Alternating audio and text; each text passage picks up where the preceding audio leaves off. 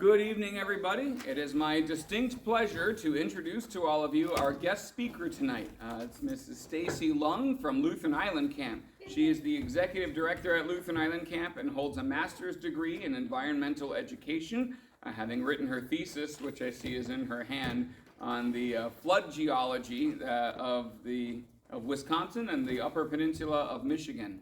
And that's what she'll be talking with us about tonight. Before I invite her up, a quick housekeeping thing for confirmands. We're not doing a memory quiz tonight. We're going to give Stacy the whole time. And next week, you'll get another memory quiz. But if you remember what's on this one, I'll give you extra credit for having done that work. So without further ado, it's my pleasure to introduce Mrs. Stacy Lung. That was quite an introduction. Oh, nice. I think I know some of you, right? From Lutheran Island Camp. I know I've seen your faces around, so it's good to see you all here tonight. So Pastor Larson, when he texted me, he said, do you want to come talk to the confirmation students about apologetics? And Yes. I was like, all right, I'm sorry. No, he said he already introduced it. So when we talk about Christian apologetics, what are we talking about? Defending the faith of God. Okay, so there's this defense of faith, right? I always think of, is it the verse in 1 Peter? Am I getting it right? Always have an answer, right? Mm-hmm. For anybody that asks you for the reason of for the hope that's within you. I think that's kind of the verse I always go to when I think of that word apologetics. So it's not like we're saying we're sorry, right? But it's sort of a defense of the faith. And in particular, if he invites me to come talk to you, I sort of like science. So there's a lot of ways we can look at apologetics, right? Science isn't the only way we could approach this topic. But what do you say? Because I like science and I'm a science teacher. We do it from science tonight. Fair? Fair. All right. So the other thing I did when Pastor called me is I sat down, I was going to make this great PowerPoint. And I said, get me a TV. I'm going to prepare a PowerPoint. I'm ready for this. And then as I sat there and thought about what to include, I thought to myself, I could make this great PowerPoint and I could end up answering a whole bunch of questions that you guys don't actually have. Mm-hmm. And missing the questions that you actually do have. So I need you guys to help me out tonight because we're going to do this a little bit more like a question and answer. I'm going to ask you guys some questions just to get us warmed up, but then I'm looking for you guys to ask me your questions. So what kinds of things do you hear in your science classes? What kinds of things do you hear maybe on TV or in documentaries that you want some answers for, that don't seem to fit or make sense in your mind? If you're like I was in high school, I really struggled with this, right? I really struggled with how does what I'm learning in my class, how does that tie into my faith? And then when I got to college, I majored in geology, which is what my book is about a little bit, and I'll show you that if you want to see it or share a little bit about that. But that made it even worse. Because I was sitting in class hearing things, it just didn't seem like they went together. And I kept having this question, are faith and science at odds with each other? Do they not work together? Because that's the impression I got. And so for me, it kind of pushed me away from the church a lot. I was spending most of my time sitting in a university classroom. And I started out going to church on Sunday. And then pretty soon I was going to church just sometimes on Sunday. And before too long, it was only when I went home to visit my parents, right? Because I wasn't able to have somebody answer some of the questions that I was wrestling with. And so that's what I like to do now. I like to answer those questions because for some of us that think like that, it's a struggle sometimes. And we don't always get the right information or accurate information, or we don't always get to see the evidence from different perspectives. So here's my first question for you. All right. Actually, back it up. Maybe I won't ask that first. Yeah, maybe I will. We'll ask it first. Has anybody ever been to the Grand Canyon? Just one? Yeah. And clearly he didn't take me. Yeah, what's going on? Yes, okay, only one person to the Grand Canyon. One of the best memories of my whole life, I had the opportunity to raft down the Grand Canyon. So we took this little plane, this little teeny tiny plane. They actually had to weigh us before we got on it to make sure we didn't weigh more than the plane could carry. They flew us to a dirt runway in the desert in the middle of nowhere. Then we got on a helicopter. They had to weigh us again because it was really windy. And the helicopter pilot would say, "How much do you weigh?" And then he would look at you and say, if you lie, you die. So you told the truth, right? So we got on a helicopter, we flew, it looked like we were gonna fly right into a rock wall.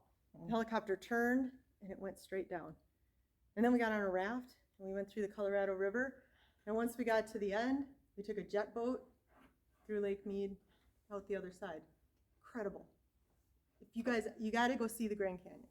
But nevertheless, the Grand Canyon is often one of those places. How many of you have heard maybe in science class, the Colorado River over millions of years gradually kind of wore away at the rock and created this deep hole in the ground? Anybody heard that story before? Little bit of water, long time, right? And that's what I had heard too. Now I'm going to ask you to consider with me today, and we'll talk about it in more detail, what if it was a lot of water in a short time? And can you guys think of anything that would like produce like a whole bunch of water? The flood. Yeah, like if there was really a global flood, if that was true, we should see evidence of a global flood everywhere we look, because the water literally would have covered everything, right? So if there's really a global flood, we should see the evidence everywhere. All right, so a lot of water, little bit of time. Could that explain the Grand Canyon?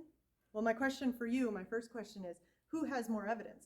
The scientist that looks at the Grand Canyon and says, little bit of water, long time? Or the scientist that looks at the Grand Canyon and says, whole lot of water, really short time? Who do you think has more evidence? I'd put my money with a whole lot of water guy. All right, so Pastor votes lots of water. Anybody agree with Pastor Larson? Yeah.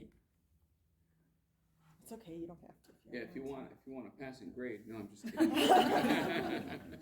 Anybody think little bit of water, long time? The answer is they have the same amount of evidence. The canyon is what the canyon is. The layers are there. Both scientists are looking at the exact same layers of rock. The fossils are there.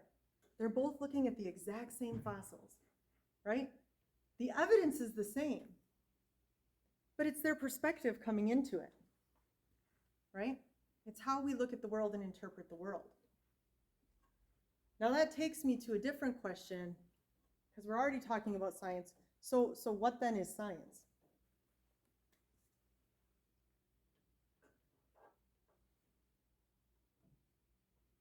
I mean, Pastor Larson's been telling you what religion is, right? For many Sundays now, for many Wednesday nights. But what's science? When you go to your science class, what are you doing? Learning about like the earth and your bodies and stuff. Yeah, so science is a really good way of looking closely at the physical creation, right? Whether it's the earth, like the planet Earth, and all that goes into that, or our physical bodies that are also created, right? It's a really good way at looking creation. When people say they're doing science or they're looking at something scientifically, what else comes to your mind? What makes doing science maybe different from some of the other subjects in school? Language arts, reading a poem. There's a lot more hands-on. It's all around you. Yeah, it's very, again, kind of going back to that physical, it's hands-on, right? We're making direct observation, right? It's something I can see, it's something I can touch. Anybody know the name of that method we use in our science class? Scientific method? The scientific method, yeah, the scientific method. So what is that, right? We observe things and we make hypotheses. What does that word mean? To make an educated guess. Yeah, sometimes we call it educated guess, right? It's educated. We're not just saying, we're not just kind of spouting off some random possibility, right? We're observing the world around us, and we're using all of this evidence from our eyes and our hand, our ears, our sense of smell, right? It's very observational. We come up with hypotheses, we test them, right? We have some sort of rigorous method. We try to control for things that we don't want to interfere. We test it, right?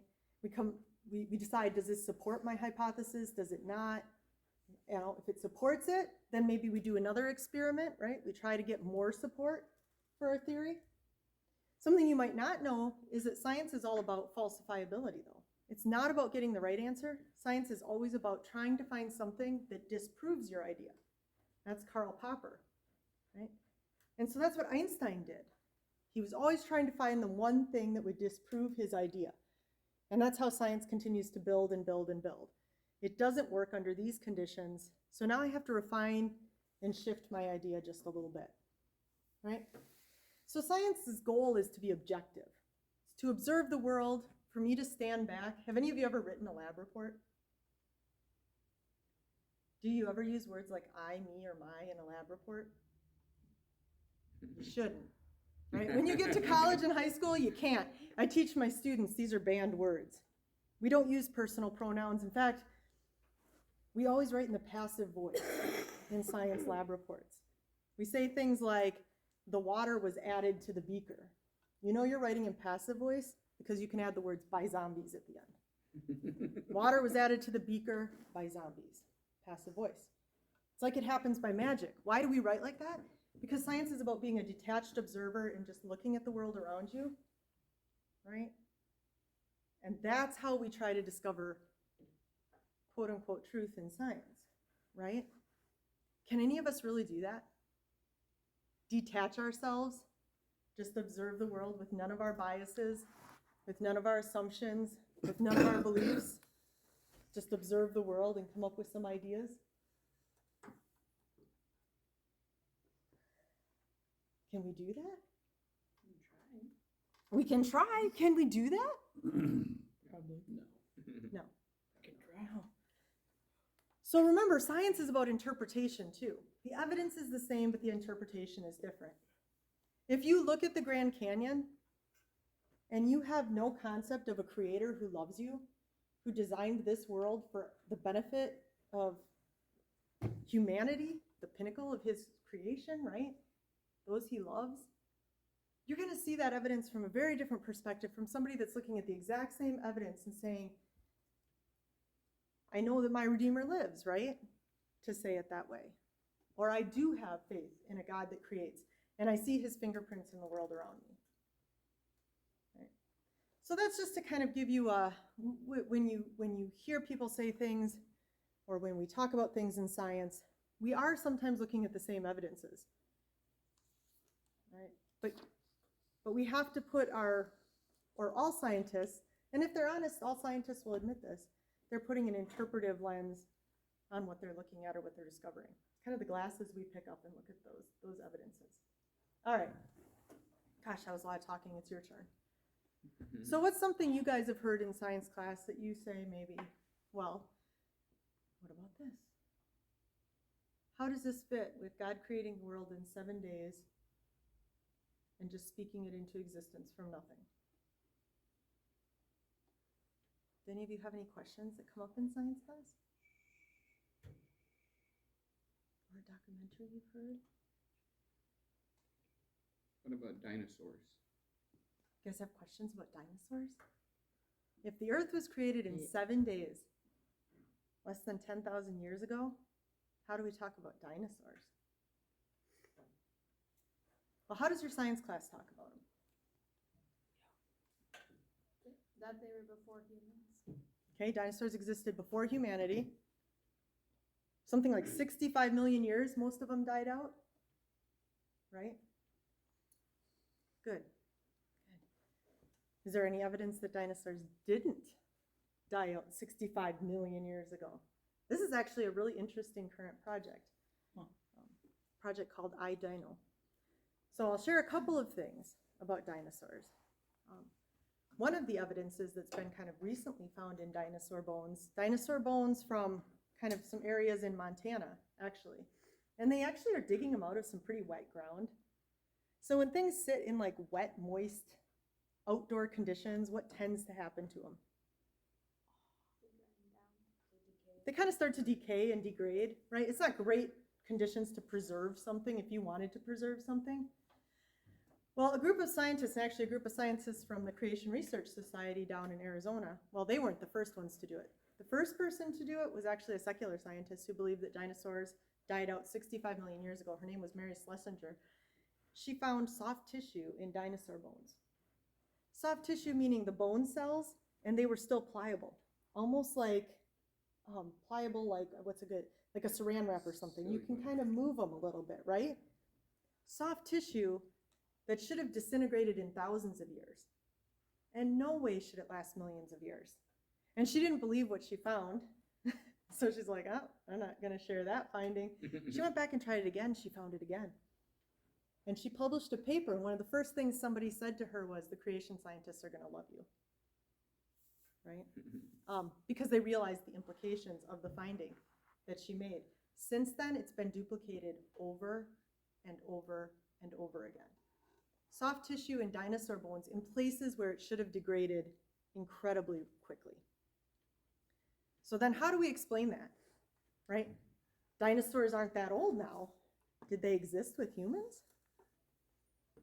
Did dinosaurs and humans hang out at the same time? Turns out we actually have quite a bit of evidence that they did. So there's this temple in Thailand, and it was built in the early BCE, 300 BC. I should have the exact date for you guys. But it predates any digging up of dinosaur bones by modern humans. In fact, the word dinosaur, do you guys know when the word dinosaur became a word in the dictionary, so to speak? When did people start using the word dinosaur? Like the 19th century? Yeah, the 1800s was the first time the word dinosaur was used. So anything written before the 1800s would never have the word dinosaur in it. Can you guys think of any book that was written before the 1800s that might be sitting in front of you? Like the Bible? You're never going to find the word dinosaur in your Bible because the word dinosaur didn't even exist until 1800s. Are there any words in the Bible that kind of sound a little like dinosaurs? We've got a couple pastors in the room. Are there any good dinosaur words in the Bible? Ruin your whole presentation. Well, you can't ruin my presentation. I already told you I didn't prepare for this. I just came to wing it, right? You can't ruin it. Dragons?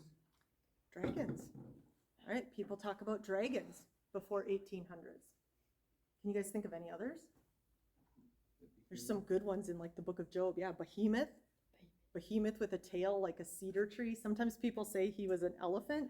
Does an elephant have a tail like a cedar tree?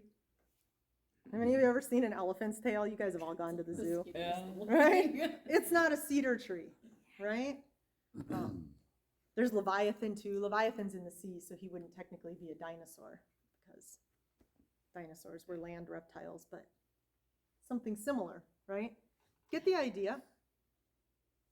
Dinosaurs could very well be in our Bibles, but we didn't have the word dinosaur to call them dinosaurs. And they very well could be in literature written pre-1800. Right? Maybe this group is a little young for things like Beowulf and all of those kinds of things, but there are a lot of creatures that we would maybe call by other names that predate that dinosaur word. But this temple in Thailand that I started out with, there's carvings on it that look remarkably like long-necked dinosaurs, sauropods, with their necks intertwined. Nobody dug up dinosaur bones and started putting their skeletons together and realizing that if I took this skeleton and put flesh on it, it would look like a sauropod until the 1800s. How did the people that carved that temple know what a sauropod looked like if it was extinct 65 million years before they built the temple? They were with it, like in front of them. Yeah. Because they saw dinosaurs, right? There's other examples in goblets and artifacts where you see things that look kind of like the stegosaurus, with the little spiny back. Yeah. Again, if we had never dug the bones out of the ground yet, put them together, decided this is what it would look like if we put flesh on it, how did those people know how to carve a stegosaurus that looks remarkably like the stegosaurus that we decided it looked like once we had the technology and the computers to take these bones, put them together, and put flesh on the thing? How in the world did they know that? Back before any of that was possible. Maybe they were out putting bones together in their backyards back then? No. Yeah. It was probably because dinosaurs did exist with people. What happens if like dinosaurs didn't exist at all and like they kind of like the carvings they were like made up and they like based them off the carvings? What we see today. Yeah. That's they a really based good. them off the That's a really carvings. good question. We know that the bones exist today, right? And we can find imprints and fossils and skeletons today. And with the technology, we can put things together. And the technology's improved over the years. But that's not a bad question, because a lot of people think that dinosaurs, now there's the conversation of do dinosaurs have feathers or not, right? That's a big debate, because our technology is only as good as our technology is. But there seems to be pretty strong evidence, no matter which perspective you're looking at, that dinosaurs did exist. And I guess I would argue too that some of the language we use, some of these myths about dragons and things, we're probably talking about dinosaurs, right?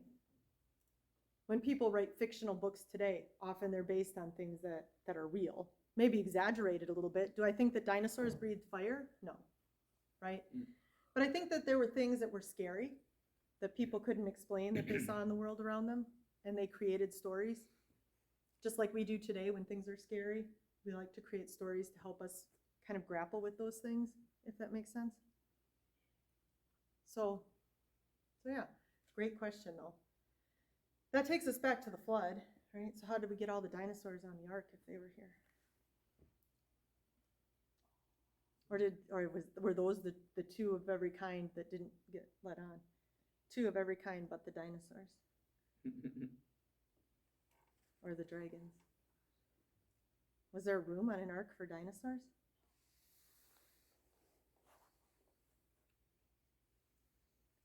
You guys, this one.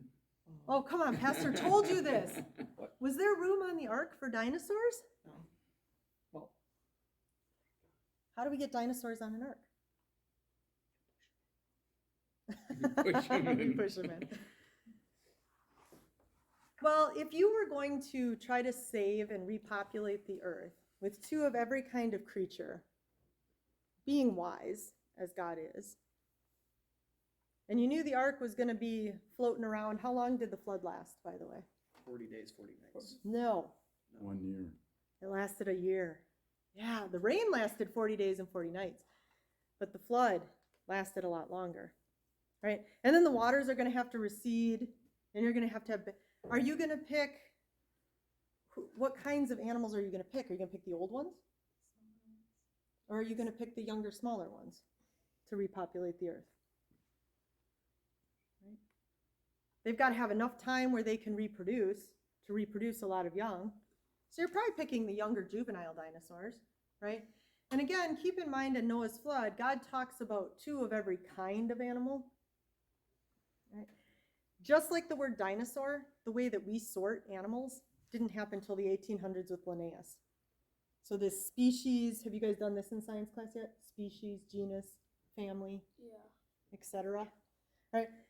So when God says kind, it's probably not the species. We're probably more at the family level.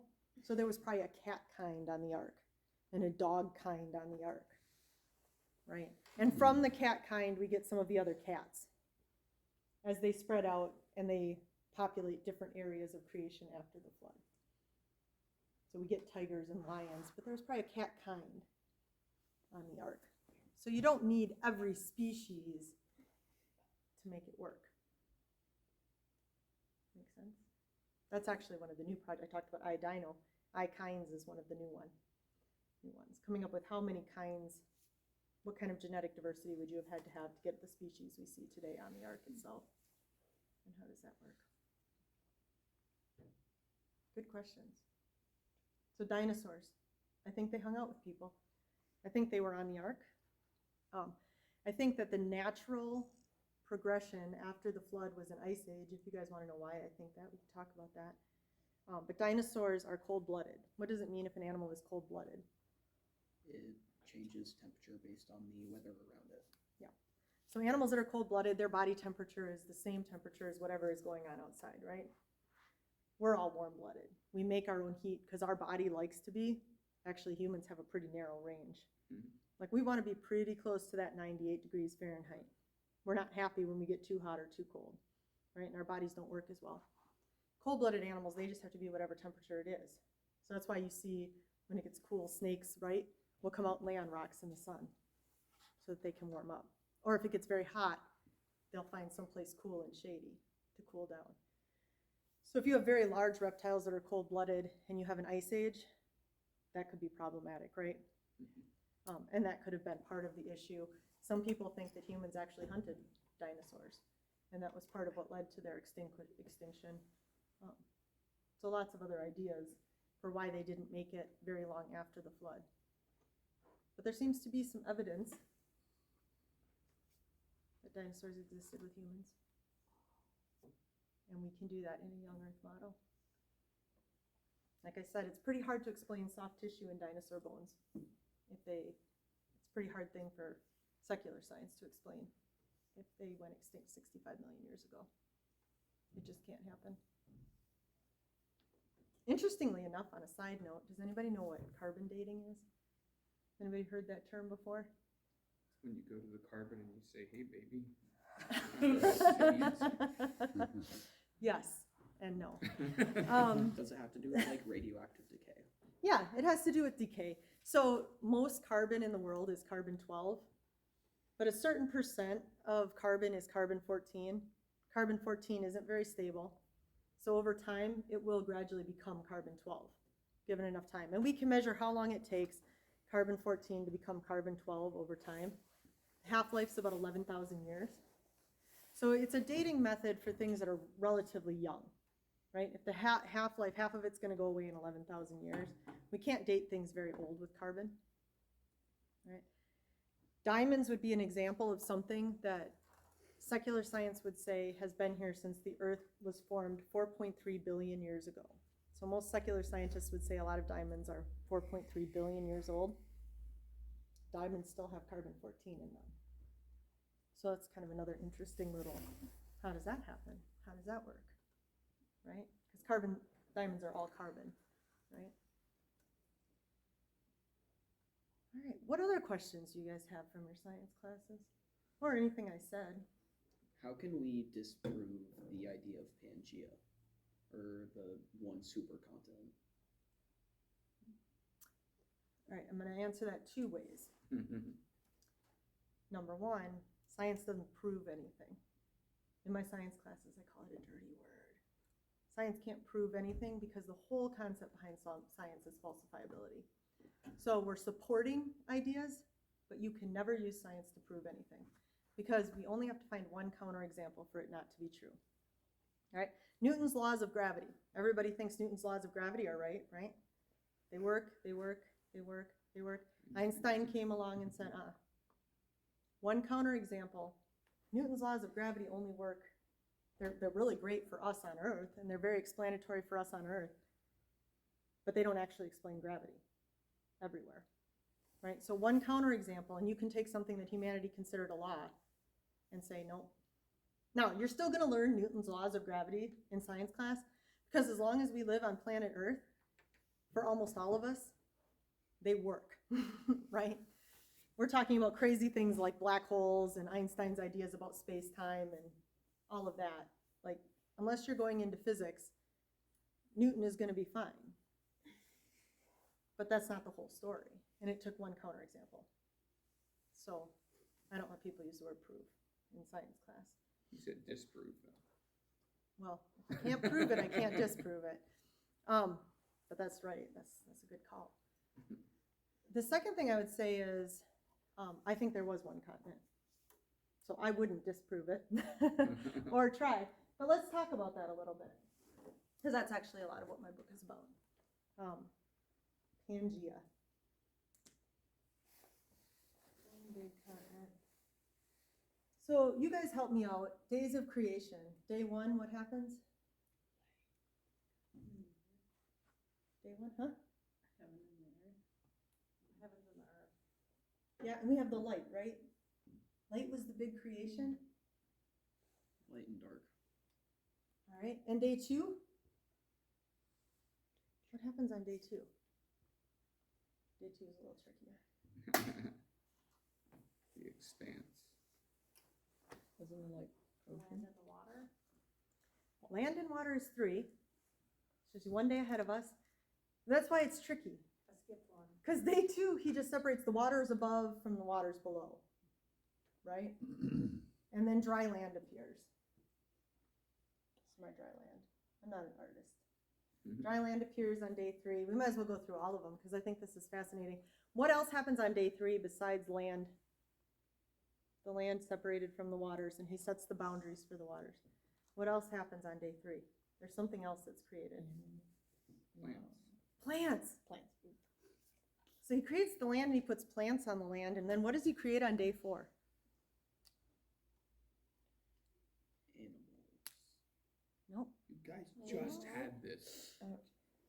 My imagination. Day 4. The stars. Yes, the sun, the moon, the stars. Isn't that interesting that he creates the sun after he creates plants? Because what do plants need? They need the sunlight, right? For photosynthesis. I find that fascinating. So obviously the light created on day 1 was sufficient, right? But God gives us the sun, moon, and stars because the Bible says it helps us with signs and seasons and days, right? It's to help us keep time. Of course, nowadays we have these fancy things on our wrists and all of that, but it still helps us keep track of time. Our bodies are designed, actually, to wake and sleep in rhythm and time to the sunlight, just like plants. So anyway, I just think that's fascinating, that plants came before the sun. That's all. I just like that fact. Then day 5, he's going to fill the expanse above and the expanse below. We've got fish and birds. And then day 6, animals on the land. And of course, humanity. Yeah, on day 6. And day 7 is? Rest. Yeah, what a great day. Who doesn't like rest? Okay, so your question about Pangea, I actually think that when he separated the water from the land on day 1, it seems like it's possible that would have been one single continent. Have any of you done plate tectonics yet in science class? Okay, some of you, a little bit. So if you look at a globe now, or a map now, has anybody noticed how it looks like if you cut the continents out, you could put them back together like a puzzle, and they would all fit? Right? And if you look at, so off of the continents, there's a continental shelf. It's under the ocean, but it's not the ocean depths, right? It's kind of the gradual slope down. And at the end of the continental shelf, it drops off abruptly. If you cut out the continental shelf instead of the coastline, they would fit even better, right? And right now, we can measure, and we know that the continents are moving on this planet. So the Atlantic Ocean is getting a little bit bigger by a couple centimeters every year, and the Pacific Ocean is getting a little bit smaller by a couple centimeters every year. So we know the continents are moving today. We can measure that, all right? So when we talk about Pangea, or this one continent, and you don't have to call it Pangea, but that's what they do, right? And secular science would actually say there's been multiple versions of a single continent. The continents have split apart, come together, split apart again, right? It's kind of been a back and forth thing. But if we start with a single continent, we have to kind of go back then to Noah's flood. And we're going to talk about some of the same things that you learn in your science class with plate tectonics, only we're going to speed it up a little bit, right? Because again, if there was a flood that covered the entire planet, we should have evidence of that flood everywhere we look. Spoiler alert, I think we do, right? Because what would you expect if we covered an entire planet with water? What kind of evidence will we look for?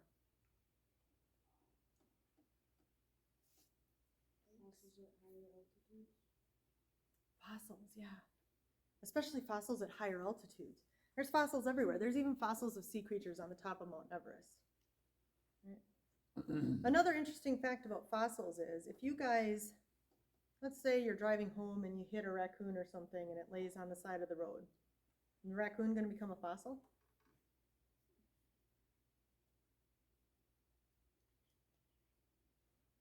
Or a deer dies in a field, deer going to become a fossil? What happens to things that they decompose? Or something comes and eats them, right? The eagles, the crows.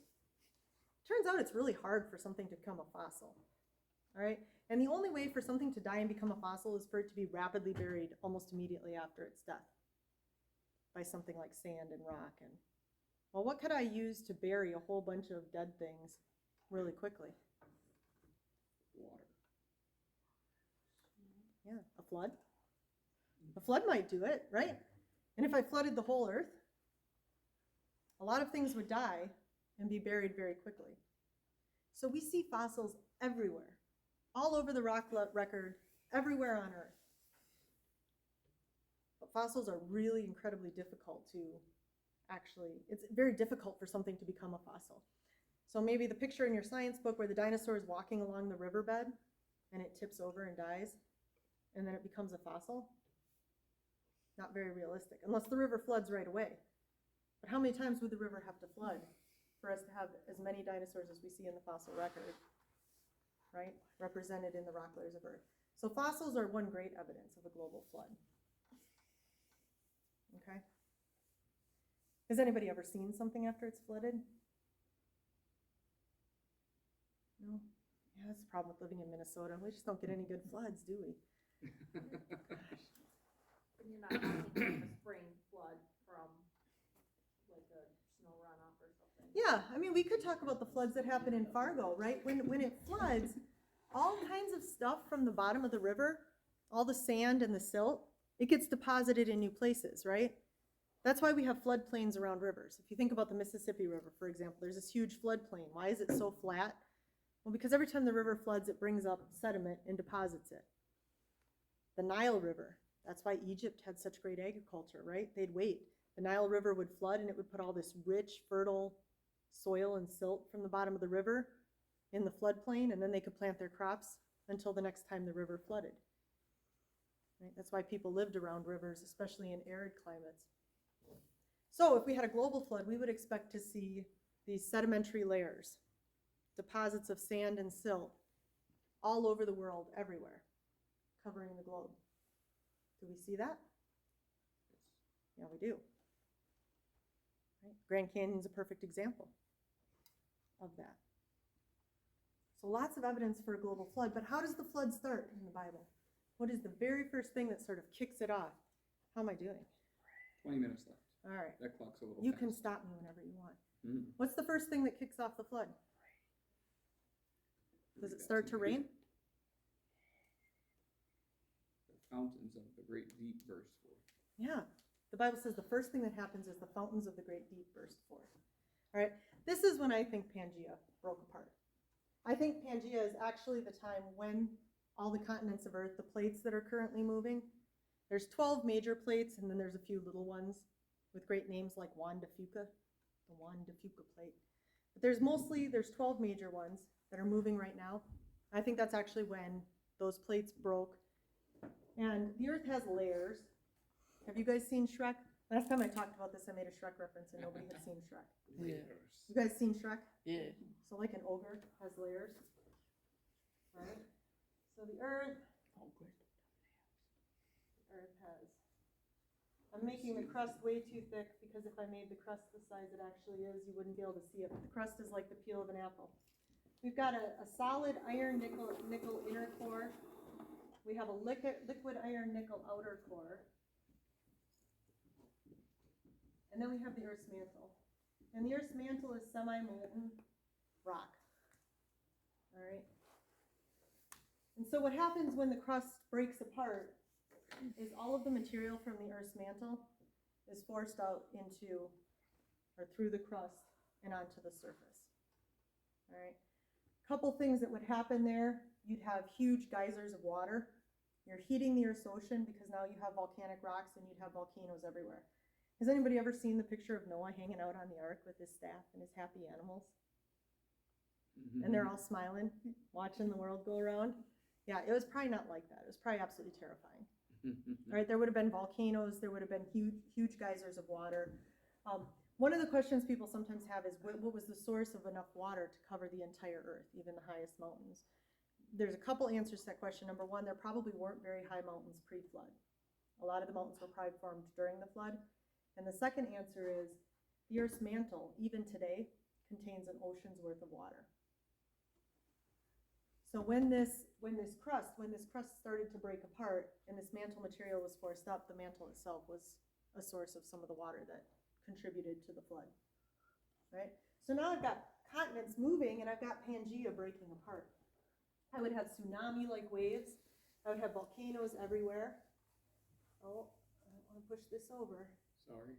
That's okay. It's my fault. I dropped things. Right. And so we have some different things that would go on, but where the crust breaks apart, we have what we call divergent plate boundaries. These still exist today. In fact, anybody know what the tallest mountain or the longest mountain range on the entire planet is? The Mid-Atlantic Ridge. It's the Mid-Atlantic Ridge, right? So it's a mountain range on the bottom of the Atlantic Ocean that you can't see from the surface, except for in Iceland. Iceland is actually where it comes above the ocean. Iceland is part of the Mid-Atlantic Ridge. But you've got molten material from the Earth's mantle escaping, and now the crust is going to start moving away. And it moves away because in the Earth's mantle we actually have convection starting. So it's kind of like your boiling pan of water on the stove, right? The water gets hot on the bottom, and anything hot is less dense than anything cold, so it starts to rise. And then as it cools, it circulates and sinks. That's also what makes our atmosphere work, right? Hot air rises, cools, sinks. That's responsible for a lot of our weather patterns. Well, this convection is also going to happen in the Earth's mantle. So we've got this hot outer core here. The warm molten rock close to the core, less dense, it's going to rise. When it gets to the surface, it's going to spread out and sink, and it's going to create convection currents that start moving the continents apart. And I think this is what happened at the beginning of the flood. I think you had that one continent break apart. The only, and this is what scientists believe is happening right now as well. The difference is that secular science would say that, and the idea is uniformitarianism, the present is the key to the past. So whatever we see today, it's always been that way. So if it's 3 centimeters today, it's always been 3 centimeters. All right? A catastrophic perspective, we would call it catastrophism. Do you think if there was a flood that flooded the entire earth, we could call that a catastrophe? It's probably fair, right? It's going to kill everything living except Noah and his family and people hanging on the ark, right? The animals on the ark. So that's probably catastrophic, right? A lot of creation scientists believe that this was happening at this point in the flood at the speed of a fast walk. And it's slowing down since then. So again, to go back to Noah, do you think this was terrifying? Like, this is the judgment of God, right? This isn't standing on the deck with my staff, watching a little rainstorm. This is probably pretty frightening, okay? The other thing that's going to happen is because now we have this hot water from the Earth's mantle being put into the Earth's atmosphere, right? Hot water, lots of evaporation. This is also going to be the source for 40 days and nights of rain. Because when you heat up water, you get an increase in evaporation, you get more precipitation. So this is also going to provide a source for all of that rain. Now, of course, if I'm making the crust bigger in one place, the planet doesn't change size, right? So it has to be getting smaller somewhere else. And so what happens is at other boundaries, where it kind of goes down, these plates come together, and one plate is forced underneath the other. So we call them convergent boundaries, right? We still see these today. This is why Japan is where it is. Japan's a volcanic island. It's formed because the crust of one plate is being forced down under the other. And that creates volcanic activity because, you guys, rub your hands together. What happens if I rub my hands together? They get really hot, right? Can you imagine taking a slab of the crust of the earth and rubbing it against another slab of the crust of the earth? All right, take that and multiply it, right? And so what happens is it melts the crust here, and so we get volcanoes here too. These volcanoes are a little bit different because the source of the molten material for these volcanoes is the crust melting. So these are actually more violent eruptions than when the source is the mantle itself. The mantle itself, the Hawaiian Islands are a hot spot where mantle material comes up to the surface. You guys have seen the Hawaiian volcanoes, right? The lava kind of comes out, but people can hang out and live on the same island while the volcano's erupting. It's not a super violent eruption. This would be more like Mount Vesuvius, right? Blow the top up. Or Yellowstone. Yellowstone is a super volcano, by the way, and if it ever erupts, it'll be exciting times. Exciting times in the U.S., right? So we have two different kinds of volcanoes, but both of these are going to be erupting during Noah's flood, and I think the continents started moving apart at this time at about the speed of a fast walk. I think we can still put it in a young Earth model because I think it fits with the kind of catastrophe that is described in Noah's flood. Another interesting little bit of evidence for that is because these huge, large sedimentary layers that I talk about, they cover the entire United States. So some of those layers in the Grand Canyon come all the way across the United States, all the way through the Midwest, with nothing stopping them. Has anybody seen a river large enough to flood and produce one sedimentary layer that covers an entire continent? Anybody ever seen that today? That doesn't happen, right? But not only that, we can actually trace some of the sedimentary layers across the ocean. So some of the layers on the east coast of the United States line up and match up, including coal beds, with Europe. So that would suggest that these continents were at one time one body that then moved apart. That was a long answer to your question. I mentioned before, since we're here, that I think that this sets up the perfect conditions for an ice age. And just kind of like I talked about how fossils are really hard, it's really hard to get an ice age. Now, we live in Minnesota, and evidence of an ice age is everywhere. That's what we see when we walk out our door, right? We see drumlins. The Wadena drumlin field is huge. So if you've ever driven down that road and you go like this, up and down, is it 210? You drive out that way and you're going up and down, you're going over drumlins. It's a drumlin field. It's a glacial feature on the landscape. Inspiration Peak is the highest point in Otter Tail Yes. County, but they say that was formed by a glacier also. Yes, Inspiration Peak is a came on top of a terminal moraine. So a terminal moraine's like the end of the glacier. It pushed up a big ridge, and then a came even on top of that to make it the highest when a second. Down by Starbuck is Glacial State Park, and that's all the same concept with the hills. Yep. Yeah. No, this area is a great place to see glacial topography, to your point. There's some Kettle Lakes, all the lakes here are Kettle Lakes. That's basically a big chunk of the glacier broke off in some of the outwash pouring off the front of the glacier, and it embedded itself, and when that chunk, like an iceberg, when it melted, it forms a lake. Those are Kettle Lakes. So almost all the lakes, not all the lakes, right? There are some other lakes, the Great Lakes are formed differently and stuff, but almost all the 10,000 lakes in Minnesota are Kettle Lakes. They're a glacial feature. So I said ice ages are hard to get. Why are ice ages hard to get? Well, it's getting cold outside, right? Winter's coming. We've all lived in Minnesota long enough to know that one of these days we're going to get up in the morning, and how is your throat going to feel? In your nose, in your skin? How does it get in the middle of winter? Dry. Oh, so dry, right? It's awful. It's awful. You wake up and your throat's sore in the morning. Well, that's because cold air is dry air. Cold air can't hold a lot of water vapor. So it's not in your imagination. In the winter, when the air gets really cold, the air gets really dry. Well, what do we need to make an ice age? We need colder than normal temperatures, including in the summer, but we also need a lot of snow, a lot of precipitation. The cold air is dry air. So if we get cooler than normal temperatures, how do I get higher than normal precipitation?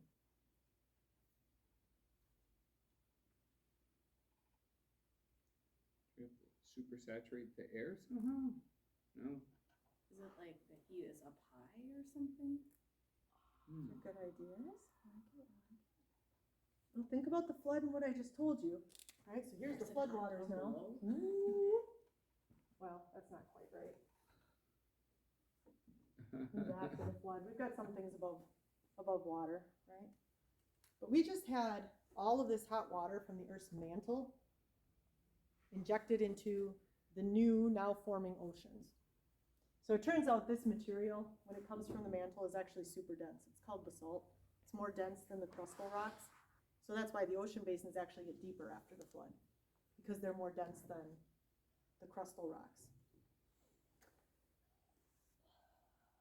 So we have all this hot water in the Earth's oceans. So the Earth's oceans are still very, very warm, right?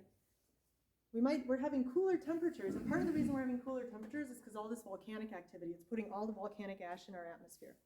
It still happens when we have large volcanic eruptions today.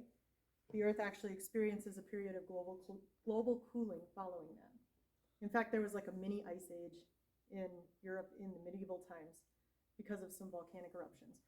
So when you put a lot of volcanic ash in the atmosphere, it reflects some of the sun's rays back into space, and it results in cooling on the Earth. Right? So all this volcanism would have cooled the Earth's temperatures, would have given us cooler summers and winters year-round. But because the oceans are still hot, water has a really high specific heat. It takes it a long time to cool down. It takes it a long time to heat up, because God created water in some amazing ways. That could be a whole 1-hour presentation if you ever want it. But it takes the Earth's oceans a much longer time to cool down than the rest of the planet. And so the source of the precipitation for an ice age is the warm oceans. And the cooler summers are caused by all the volcanic ash. It's very difficult for secular science to explain multiple ice ages, because the conditions for an ice age are incredibly difficult to produce, where you can have both higher precipitation and colder temperatures, simply because cold air is dry air. Doesn't work. That takes me almost to 7. Does anybody have any quick ones at the very end? Or anything else you want to know? If the supervolcano under Yellowstone would erupt, would an ice age then happen? We would definitely experience global cooling. What would we be missing today that we weren't missing post-flood with the supervolcano? Water. We wouldn't have the same warm oceans today. If the supervolcano under Yellowstone erupts, we might get to meet our creator pretty quickly. Truthfully. Because all of Yellowstone is a huge volcanic caldera. It's a hot spot. So it's a little bit unique. It's a little bit different than some of this. Hawaii is the same. It's a hot spot. Good questions. How long will the global cooling from volcanic ash last? It depends on the size of the eruption. But kind of to that point too, right? There's evidence that the Earth was probably mostly tropical or subtropical pre-flood. Like probably most of the Earth was a pretty pleasant place to live. Adam and Eve probably didn't need winter coats, right? And boots. If we look at fossils, there's most of the plants that we see in the fossil record are tropical plants, right? So at the height of the Ice Age, about 35% of the Earth was covered in ice. Today, it's a little right around 10%. So there is some evidence that we might still be coming out of the Ice Age from the flood. In a short, young Earth time period, that works. The other thing the Ice Age would have done, just for fun, if you guys know, the Tower of Babel comes after, right? And God says again, go fill the earth, right? And he disperses everyone. An Ice Age with 35% of the water in the oceans locked up in ice, there would have been land bridges between every continent and most of the islands. And the islands that didn't have land bridges to them, you would have been able to see from land. So it would have provided the perfect migration routes to repopulate the earth after the flood, even though now the continents aren't one. They're broken apart, right? So they were one. The ark lands in one place. We've got to get to all these continents that are no longer one. The Ice Age gives us the roads to do that. So it all fits pretty good. And then Job talks about the storehouses of ice. I feel like maybe he was alive during the Ice Age. Like maybe he knew something about that, right? All right, now to go back to my other point, can't prove anything, right? I believe that the evidence supports these ideas. right? I don't believe the Bible because the evidence supports this. I believe the Bible because I think that divine revelation is truth, and I don't need scientific support to believe that anymore. I already told you I did it one time. But if you start to have, when we start to wonder, or we start to listen to our science teachers, or we start to become concerned, there's answers, right, to some of these questions. And some of the questions you have that we didn't have time for today, there's answers. And if you ever need them, call me, and we'll talk about it. If a science teacher ever tells you something and it just doesn't fit, and you're struggling with it, and you're wrestling with it, please call me, and let's talk about those answers too. Because there's other ways to interpret the scientific evidence than what you're hearing in documentaries and in your science class. And I think that's the thing I'd like you to take away, because, there's a lot to remember, but there's answers. All right, that's all I got. Thank you, Stacy. Yeah, you're welcome.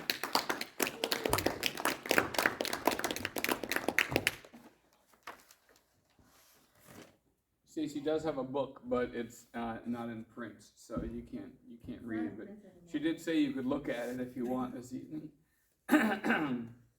So that concludes our Bible study for this evening. Let's close with Luther's evening prayer. I thank you, my heavenly Father, through Jesus Christ, your dear Son, that you have graciously kept me this day. And I pray that you would forgive me all of my sins where I have done wrong, and graciously keep me this night. For into your hands I commend myself, my body and soul, and all things. Let your holy angel be with me, that the evil foe may have no power over me. Amen. Confirmands, I have graded homework papers and new homework papers with a new memory assignment due next week. A reminder that the memory assignment due today is going to be offered for extra credit on next week's memory quiz. So it was not for nothing, but also I don't think any of you will be too mad for missing a quiz. Tyson, you can stop that if you want.